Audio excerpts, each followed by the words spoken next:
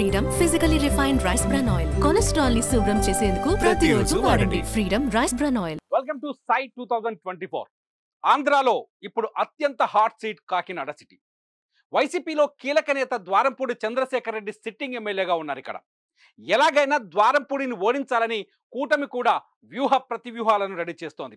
ఇంతకీ కాకినాడ సిటీలో ఈసారి గెలుపు ఎవరిదో సై 2024లో చూద్దాం.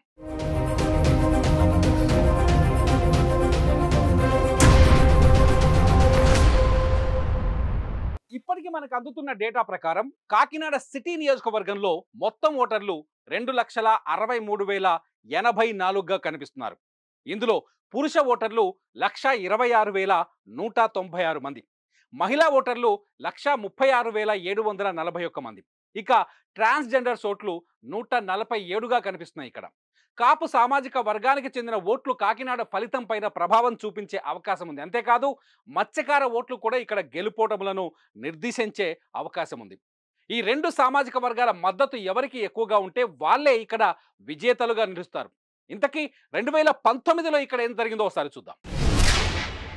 కాకినాడ సిటీ నియోజకవర్గంలో 2019లో వైసీపీ హవా కనిపించింది. ఎమ్మెల్యే ద్వారంపూడి చంద్రశేఖర్ రెడ్డికి 14,111 ఓట్ల మెజారిటీ వచ్చింది. మొత్తం ఓట్లలో ఆయనకు 43.6% అంటే 73,890 ఓట్లు వచ్చాయి. ఆయన ప్రత్యర్థి టీడీపీ అభ్యర్థి వనమాడి వెంకటేశ్వరరావు అలియాస్ కొండబాబుకు 34.84% ఓట్లు దక్కాయి. ఇక్కడ 2019లో జనసేన కూడా పోటీ చేసింది. జనసేన అభ్యర్థి ముత్తా శశిధర్కు 30,188 ఓట్లు పడ్డాయి. అంటే పర్సంటేజ్లో 17.59%. కాపు కమ్యూనిటీ ప్రభావం ఎక్కువగా ఉన్నప్పటికీ ఇక్కడ వైసీపీనే విజయం సాధించటం, ప్రభుత్వ పథకాలు అమలు తమకు కలిసి వస్తుందని వైసీపీ భావిస్తోంది. ఇటు ప్రభుత్వ వ్యతిరేక ఓటుతో పాటు టీడీపీ జనసేన ఈసారి కలిసిపోవటం తమకు కలిసి వస్తుందని కూటమి భావిస్తోంది.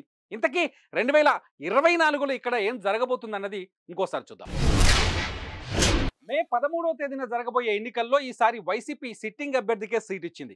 మళ్ళీ ద్వారంపూడి చంద్రశేఖర్ రెడ్డిని ఎన్నికల బరిలోకి దించింది. ఇటు కూటమి కూడా పాత ప్రత్యర్థిని రంగంలోకి దింపింది. టీడీపీ అభ్యర్థి 2019లో పోటీ చేసిన వనమాడి వెంకటేశ్వరరావు మళ్ళీ ద్వారంపూడి పైన పోటీ చేస్తున్నారు. 2014లో వనమాడి ఇక్కడ విజయం సాధించడం, జనసేన బీజేపీతో పొత్తు ఉండటం తమకు కలిసి వచ్చే అంశాలు అంటున్నారు వనమాడి. ద్వారంపూడి మాత్రం గడిచిన 5 ఏళ్లలో వైఎస్ జగన్మోహన్ రెడ్డి తీసుకొచ్చిన సంక్షేమ పథకాలు తమను మళ్ళీ విజేతలుగా నిలబెడతాయని ఆశగా ఉన్నారు.